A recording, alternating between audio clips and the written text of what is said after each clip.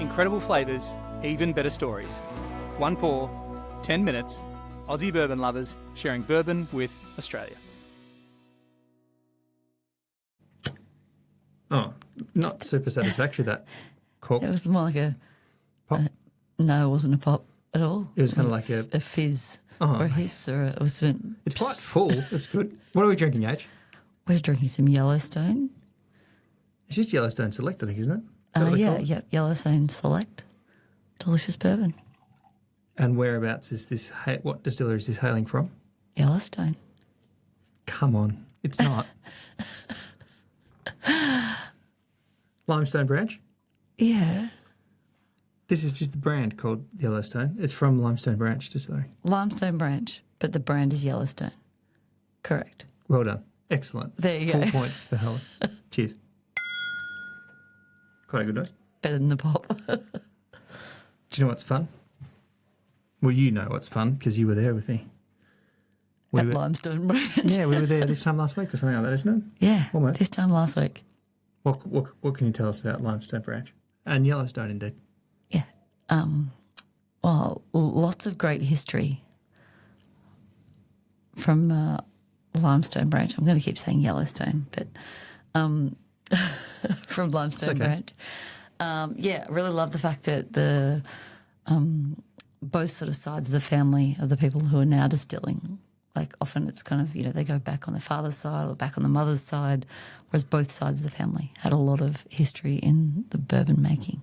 So the master distiller is Stephen B. Beam, and that surname is recognisable for a good reason.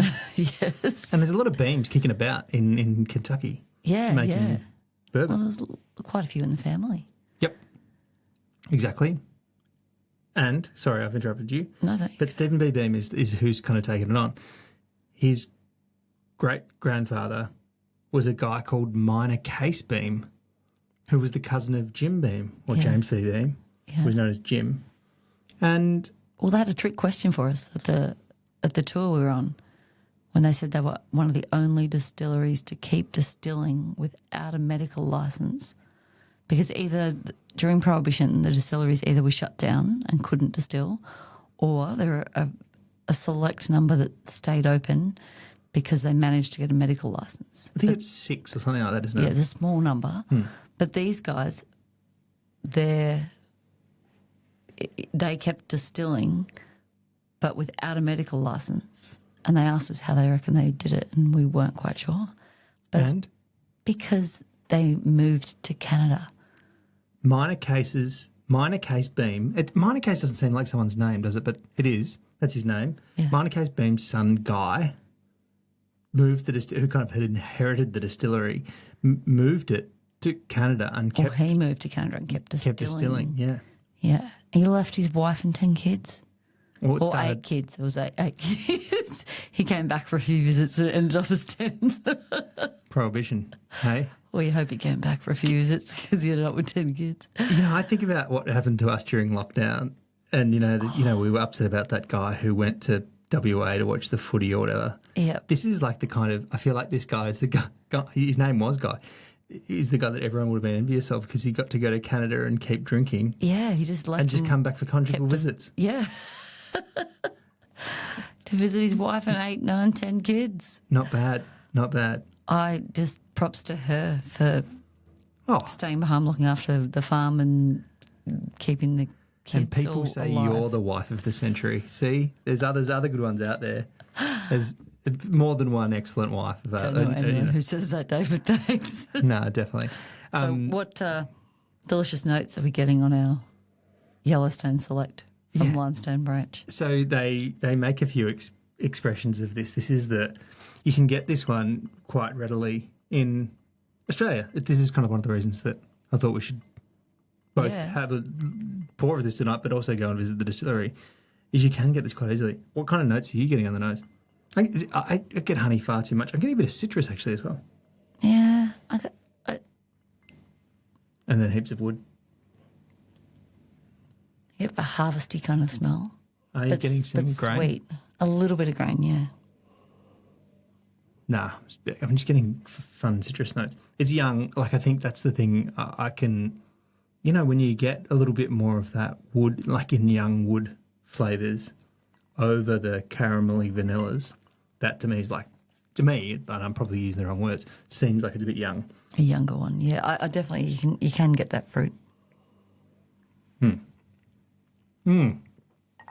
then get it into your mouth and you get that. Yeah, I think that's really.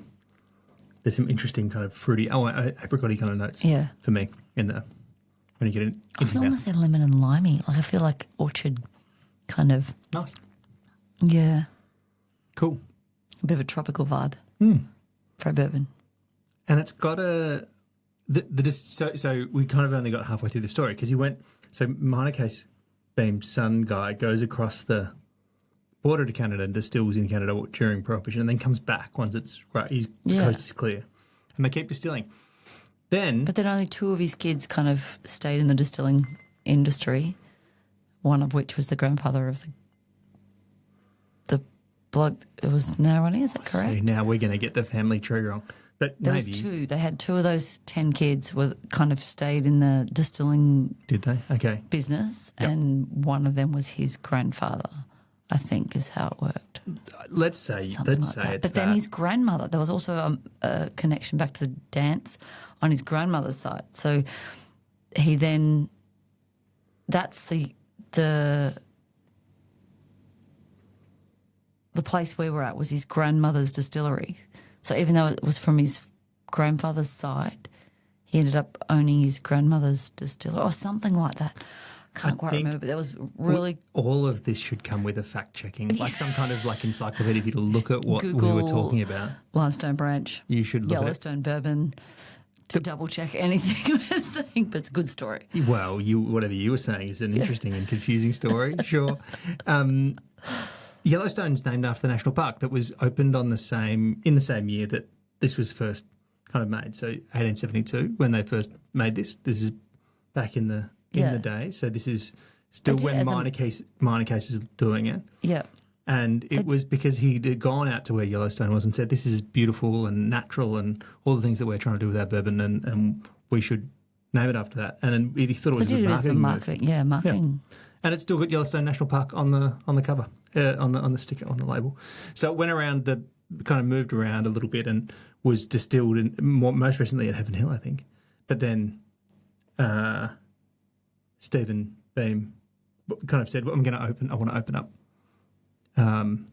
It's like his own little Limestone Branch. Limestone Branch, yeah. And so opened it up and is now distilling it again back at their own distillery, the family distillery now. Yeah. Cute little farm, gorgeous dog.